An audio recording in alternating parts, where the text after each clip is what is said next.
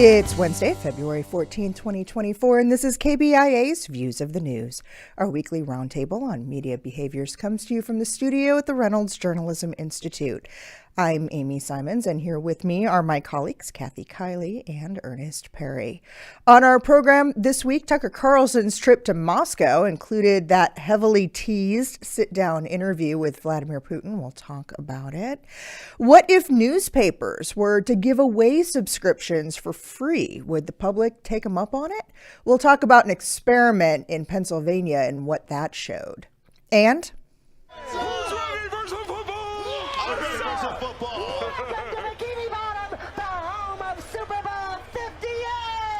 the Chiefs weren't the only winners Sunday night. A whole new generation of football fans were born thanks to a highly creative Super Bowl simulcast. We'll talk about what SpongeBob and Patrick and what they were all doing over there on Nickelodeon. There's a lot more that we'll hopefully get to before our half hour is up today. But we will start with the Chiefs, the actual winners of Super Bowl 58. And as we're taping our show, it's just after 11 o'clock on Wednesday morning. And people are lining the streets of downtown Kansas City for yet another Super Bowl celebration parade. This has kind of become one of those things that's normalized, the idea of the Kansas City Chiefs Super Bowl parade. Yeah, we've become that fan base. We basically supplanted the Patriots. It's like every year you kind of expect this to happen. Right? And this idea, too, I know we've had a lot of students here at the University of Missouri shocked that classes weren't canceled for them to be able to go to the parade. And it's almost like, let's act like we've been here before. Exactly. Let's be sophisticated. But it is a big event, and it's fun. The celebration is a fun thing to do. So why not? It is. I pretty much figured I'd be going to bed kind of early Sunday night. At one point, I was texting with each of you. I was texting with Travis McMillan, our director, and it just kind of seemed that, like, at the half, Ernest, I was like, I think I'm done here. But forget overtime. That play at the end of the overtime made it all worth staying up for. Right. Well, I mean, it's the Chief. My daughter was the same way, who, in fact, is a Patriots fan. You did not raise her right. Yeah, how did that happen? I didn't raise her right. You did, but how did she become a... I don't know. Okay, we'll leave that be. But anyway, she was watching the game, and she was like, I don't know if I can take it. And I went, you got to hang in there. This is what we do as Chiefs fans. We hang in there because we know in the end Patrick will figure out a way to make it happen. and that's exactly what happened. It was like two football games. It was. And we'll get to that part too, but we really did get extra football Sunday night. And we weren't the only ones who stuck around. Nielsen has also reported that this was the most watched Super Bowl in history. Yeah, absolutely. And I think, what's interesting is the first part of the game, really up through about the third quarter, it was like the mistake bowl, fumbles and punts. But I think you're right, Ernest. The Chiefs are one of those teams that start slow and ignite in the fourth quarter. So if you're willing to hang in there, and I think sophisticated football fans knew that. But I think the peak was halftime for Usher. I heard what was it that did that? Usher. You think? Yes. Yeah. The halftime peak. So I think, I will say this as somebody who grew up around football and remembers early days in the Super Bowl and the old Sugar Bowl when it was a cold, dank stadium. I mean, there is nothing like the Super Bowl for overproduction, and it is a really hyper-produced event. And people, I think, if you're interested in football, it may be distracting, but a lot of people tune in for other things besides the football, as I know we've talked about, and you will talk about some more in this show. Yeah, well, I mean, I think if you sit back and look at it in its totality, the NFL did a really good job of just not screwing it up. And what I mean by that is everything was in place. You finally got a Super Bowl in Vegas, which they've been trying to do forever, and they were always this fear of gambling. Well, we don't have that fear anymore because gambling is everywhere. So now they take it to Vegas. It's in Vegas. You've got a growing dynasty in the Chiefs. You've got a legacy team in the 49ers. You've got a well-renowned musical star who's doing your halftime show. You've got the whole Travis Kelce, Taylor Swift thing going on. I mean, it's just like, just let it play out and don't get in the way. Right. Which is And you what had the Reba NFL did. McEntire singing the national anthem. So it was, I mean, Vegas is really the capital of entertainment, live entertainment, even more than Broadway. And they took full advantage of that. And the other thing, too, is that you have very few live events. I mean, sports now has sort of taken over live television. It's the only live appointment television that remains. Exactly. Absolutely, and that's the biggest one. And so, you're right. A lot of people stayed for halftime, but even after that, the score was so close. They were going like, okay, I got to ride this out, right. because and then you get not only do you get 4 quarters of football, you get a fifth quarter thrown in, and all the excitement at the end, which you can't script that, and that's one of the reasons why I said the NFL you can't mess that up. The commercials, and maybe it's because of all of these other elements that you're talking about, the topless talent, both on the field and the entertainers, and the extra quarter of football.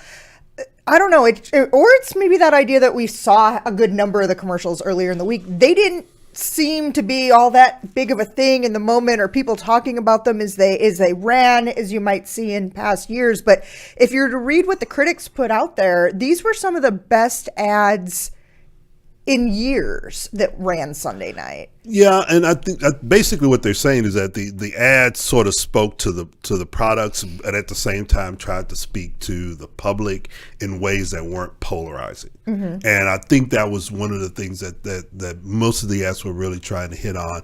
And the Arnold Schwarzenegger ad with State Farm, which I thought was funny. Was pretty I'll funny. give him that one. Yeah, I thought that was pretty funny. The usual car ads, though, I thought those were done pretty well.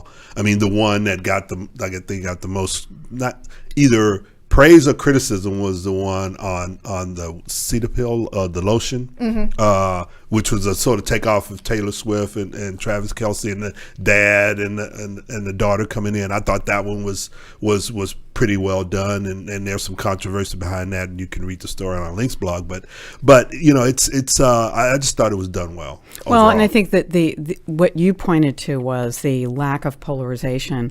I think that goes straight to the point that this is appointment TV. It is, back in the day when media tended to be much more centrist, it's because the advertisers wanted to appeal to everybody. And here you have an event where everybody in America is watching, and the effort is to appeal to everybody, not just some niche group. And there were a couple of ads out there that did kind of hit that nerve with some people. The RFK ad being one, for instance. Another one of them being the ad for He Gets Us, which was an ad for Christianity that is paid for in large part by the family that owns Hobby Lobby. Another that there was a lot of confusion about was the one with the message that was supposed to be about fighting anti-Semitism, right, which was featuring one of Martin Luther King Jr.'s speechwriters. That one also, in large part, supported by the Kraft family. Right. And so some of those maybe brought in a little bit more of the controversy and the polarization. But that being said, yes, those ads were there, but I think it got lost in everything else, and there was so many storylines outside of the commercials for a change that the commercials themselves just became the game was actually good. So it was a good game. Exactly. It was an exciting game. There was a lot of drama in it. So the attention was actually on the event, as opposed to all the ancillary stuff. Well, and it was known that this was going to be a make or break moment for CBS and for Paramount. And yesterday, that company did, as was anticipated, laid off more than 800 people. I believe about 20 of them from CBS's news department, including Catherine Herridge, who's a reporter we had talked about at length a few weeks ago, who's facing jail time for for Not shielding refusing her to give up a sources. source. Yes, Yeah. her sources for a story that she worked on while at Fox News. Yeah, I mean, well, I think this is what this, I think that's a stark reality. We've talked about the economic difficulties facing news operations and the pressure of streaming. And so here you have an organization that just had the most watched broadcast in history, and the next day they're laying people off. Right. And I think what that says to you is even a one-off success like that isn't going to be enough to sustain an operation. Keep in mind that CBS News is just a part of Paramount. There were 800 layoffs. There were 20 in the news division. But I think it shocked people because there were some longtime people there. And then the Catherine Herridge layoff is going to draw particular attention because she's in this difficult legal situation. So, it's she will still get support. I think this happened when she was working for Fox, and Fox would normally be the person, the organization supporting her, and news organizations generally are going to support her. But it shows you, I think, how precarious it is to be in the news business right now. Well, absolutely. I mean, it's precarious to be in any media-related business right now because you have such disruption. I mean, we talked about the cord cutters, right? Well, now you're going from you have the cord cutters, you still have people who are basically dislodging from cable. But they're also making decisions about streaming, and they're not going to, they're just not going to fall into this, well, I need to have Peacock, and I need to have Paramount, I need to have Amazon, I need to have YouTube TV. They're making choices, and what's happening is that the companies themselves aren't able to draw in as many viewers as they think they will because everything keeps changing as we move through this. So hold on to that for a second, because before we move on, because we are going to talk about streaming again today, but before we move on, I want to talk about one more thing as it was related to the Super Bowl. And you both know, I've told you that I'm that person who's really only watching the Super Bowl these days to make sure I don't miss that big pop culture moment, like the power going out like it did a few years ago, or the wardrobe malfunction. Sunday night, I was doom scrolling on my phone. At some point during the first half, someone posted online that the best thing they ever did was tell their parents to watch playoff football on Nickelodeon. So I took the bait, I picked up my remote, and found this. You don't have to hurry. You don't have to hurry. I wish real life was like that. Right? I know. Freeze time a little bit. Make a mistake, you get a little more time. Yeah. Do-over. No do-overs outside of the football field, but one extra special aspect of the game. Leave it, Pacheco. And he'll go out of bounds. It'll be third down and just a couple yards to go. And the fun thing there, clock also stops out. If you go out of bounds, clock stops. Go out of bounds. Yeah. I forget that. Is there going to be a quiz on this later? I don't know. I'm still undecided. I can't tell you because it's supposed to be a pop quiz.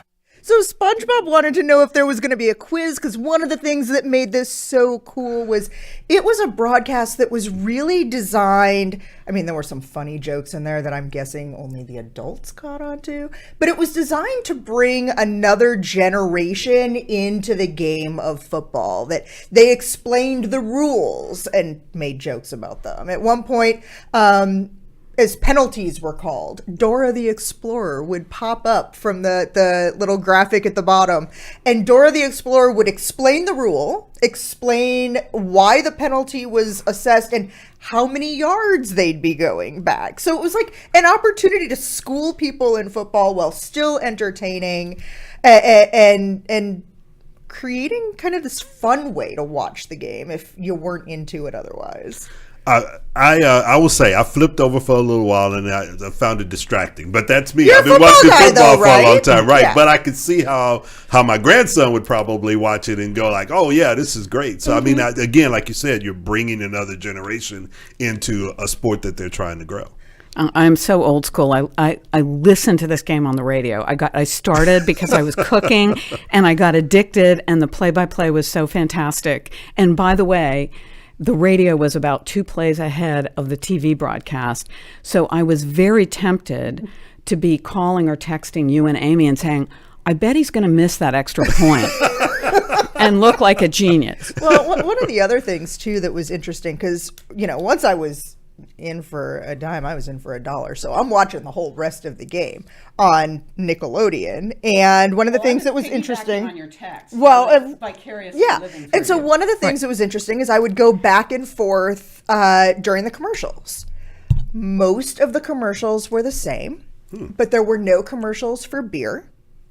The RFK commercial didn't show up. So some of the more not so friendly products, family friendly products, those commercials were replaced with promos for Paramount Plus programming that still kept it kids friendly. And that seemed kind of like a smart move there. We've seen simulcasts like this. ESPN and ABC have been doing it with like the hometown broadcast for years. The idea of the simulcast wasn't new, but the use of the technology to make it look like we were underwater and the creativity and the fun that the characters brought to it.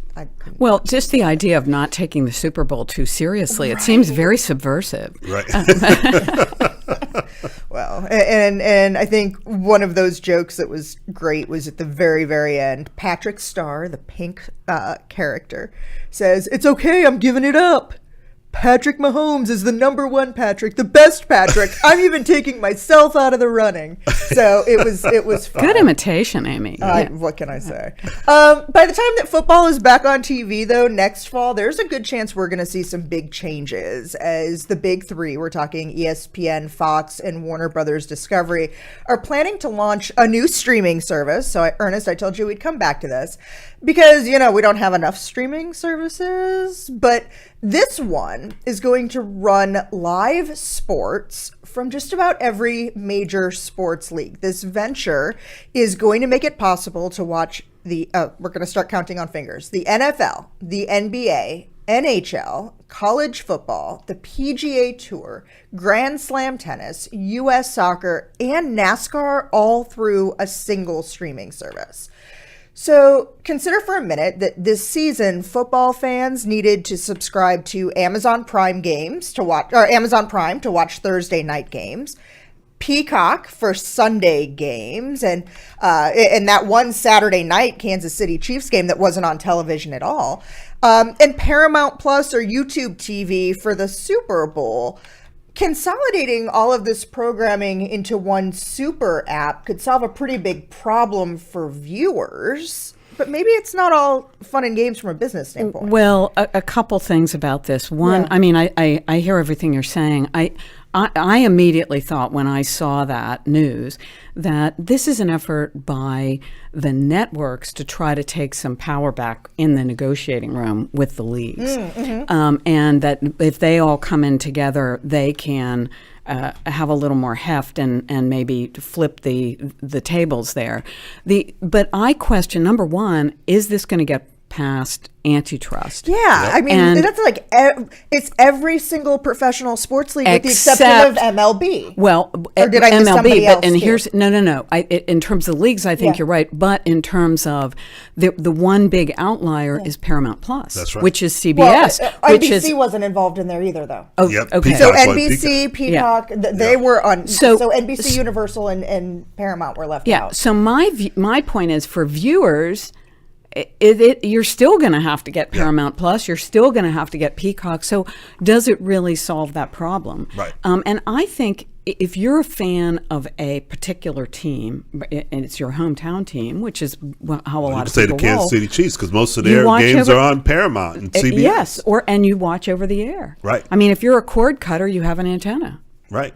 No, absolutely. So I don't know that it's going to solve anybody's. I think you're onto something there. I think one of the reasons why they didn't bring in all the networks was because they were afraid of antitrust rules, and I still think that it's still in the hands of the leagues because they there's nothing to keep them from maybe starting their own streaming service and going in that direction. That's NFL TV, right? NFL Exactly. TV or MLB and its apps and TV already are doing that. So I mean, you there's just as long as you have that. We hadn't even talked about college football, which is pretty much headed towards semi-pro, where we are now, because basically your entire workforce is on 1-year contracts with name, image, and likeness. So and the transfer portal. So I mean that's sort of where we're heading right now, because there's really no mechanism in place to be able to say, let's go this path or let's go this path. The disruption is just there, and there's no historical precedent for where we are right now in terms of the economic model, as well as what people are willing to do. I mean, are willing to pay for and willing to use. Yeah, and I don't think we've seen, I saw one figure, maybe $71 a month, but I don't think we know how much people are going to be asked to pay for this yet. Yeah, And they're talking about $50, but it could be more than that. And we all know that the $50 goes up. Right. Right. Oh, absolutely. Right. That's Right. the promotional rate. Right, exactly. Right.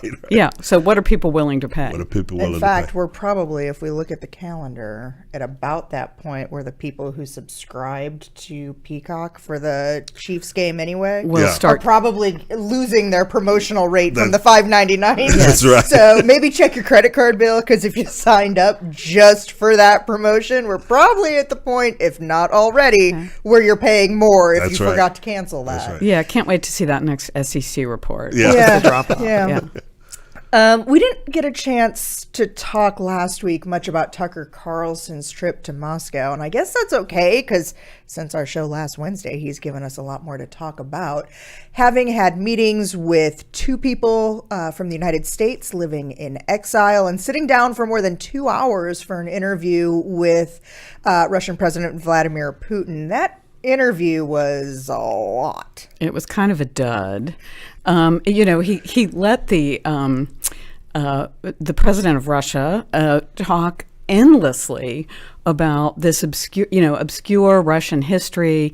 For like really, hours. Yes, exactly. Unchecked. And one thing we try to teach journalism students is it's not rude to interrupt a filibusterer, and when you allow somebody like Putin a platform.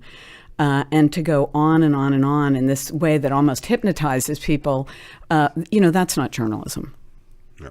I mean, that bothered me, along with, he waited till the end to really start talking about some issues like the Evan Gershkovich, like Evan bringing Gershkovich, him up and at the bringing very him up end. At the very end, and basically allowing, Putin to say, well, if we can cut a deal with the Americans, we might be able to do something. And the whole time that I went back and I watched part of it, and I'm going, but wait a minute, so are you basically saying that what you're charging him with isn't actually legit? You're just Exactly, waiting. exactly. You're just waiting to figure Yeah, out how you and- can and we negotiate now- by trading bodies. Yeah, you Yes. just said, exactly. Well, and I think that's why Evan was snatched in the first place. I mean, we now know whom Putin wants to trade Right. for, and a hitman, basically, who is in jail in Germany, and he was convicted in 2021, and Putin started, according to the Wall Street Journal, which I give the Wall Street Journal a lot of props for reporting this out, because they had a big story about the guy, Vadim Krasikov, who is the person Putin wants back. And he's, the story is incredible. It was a brutal hit on a Chechen insurgent in Germany, Berlin's version of Central Park, right in front of families and kids. That's who he wants. And I think because he started negotiating before the 2021 verdict, that's what he had in mind when they snatched Evan. Yeah. So I mean, when you look at all of this, I mean, it's one of those things where, okay, you're going over, you're going to have these interviews, you're basically being used. Who's your audience? I mean, who are you actually, there to provide news and information to? Well, and my first thought is you're also talking about him having this 2.5-hour unchecked sit-down conversation, and you can go ahead and stop the filibuster. And he didn't really call him out on anything. And I'm sitting here thinking, well, yeah, because he knows he's going to be the next one snatched. If he attempts to question or really kind of call Putin out for the things he's doing. but you know what? There was an interview a couple of months or a year ago of Putin by an Austrian broadcaster who got a lot of praise because he really did put it to You Putin. pressed him, yeah, I remember seeing that. And so you can do this. And if You you're not, absolutely can. I'm just and wondering right, what no, I Austria's understand. relationship is Yeah. with Russia. But if you're not willing to do that, Yeah. to do your job, don't Don't the do it. interview. Don't I do mean, it. this But we is have not. to. But let's stop and think about who we're talking about here. We're talking about Tucker Carlson. Right. And when you say who is the audience, the most disturbing thing to me, I have a friend who's quite conservative and who was sending me the sort of sharing with me his Twitter feed reaction. And there were people saying, Putin is brilliant. And I'm thinking, and I sent him a note back. I said, I'll take decent over brilliant any day. Yeah. But the idea, that's the audience. The audience is people who are disaffected in the United States. And this is another attempt to manipulate us out of our own democracy. Yeah. Okay. So wake up, America. So we're not going to have a lot of time to talk about this last story. So I'm going to encourage you that if you want to learn more about it, go to our links blog at kbia.org. But there was this interesting experiment that was carried out by a professor at the University of Pennsylvania, in which the research team offered 2,529 people in Pennsylvania who had previously responded to political surveys, offered them free subscriptions to their local newspapers. Of that nearly, 2,530 people, 44 accepted. That's less than 2%. And it was interesting. They were turning down the subscriptions to the Pittsburgh Post-Gazette, to the Philadelphia Inquirer. And these are people who are politically active, who have expressed an interest in sharing their political perspectives previously, but made it clear to these researchers that they didn't want the local papers. They wanted to subscribe and to support national outlets that fulfilled their perspectives, Yes. that shared their views. I think there's two things about that. One, politically active people do their own research. They don't want to There were hear, air quotes there for people who are listening on the radio. Go ahead. They don't want to hear news that is going to challenge their Their own belief, preconceived notions. Yeah. The second thing is, we live here in America and we know you get what you pay for, right? And this is one of the fallacies. We shouldn't offer hard-earned journalism for free. Because we know we get what we pay for. If you're getting it for free, you're getting, to use the academic technical newsroom term, crap. Okay. Well, if you are, journalism costs something, right, and people need to pay for it. Yeah. And I think they know they're getting value if they're paying. No, I agree with you in the fact that yes, people do need to pay for journalism, because there's definitely, especially really good journalism, there's value there. I think what this study also shows, though, is that you have people who will stay in their political bubble. They're going to stay, and no matter what. Even when they're offered a low-risk entry out of the bubble, exactly. They're staying where they are. They're going to stay where they are because they've sort of fallen into this thing where they're going like, hey, this is what I want, and this is all I want. Okay. Well, that music means we're out of time for today. I'd like to thank you for spending your last half hour with us. Read more about all of the topics we talked about today on the Links blog. That's under both the programs and podcast tabs at kbia.org. We're also available wherever you get your podcast downloads. That includes iTunes, Spotify, and Stitcher. Like us on Facebook or follow us on X, formerly known as Twitter. The handle there is @ViewsOnKBIA. These are all great ways to watch and listen to the program again, leave comments, questions, see previews of what we'll be talking about next week, and more. Our thanks to RJI's Travis McMillan for directing the show, to Takia Thomas for handling the audio, Tim Pilcher composed our theme music, and Nate Brown is our social media manager. I'm Amy Simons. We'll be back next week.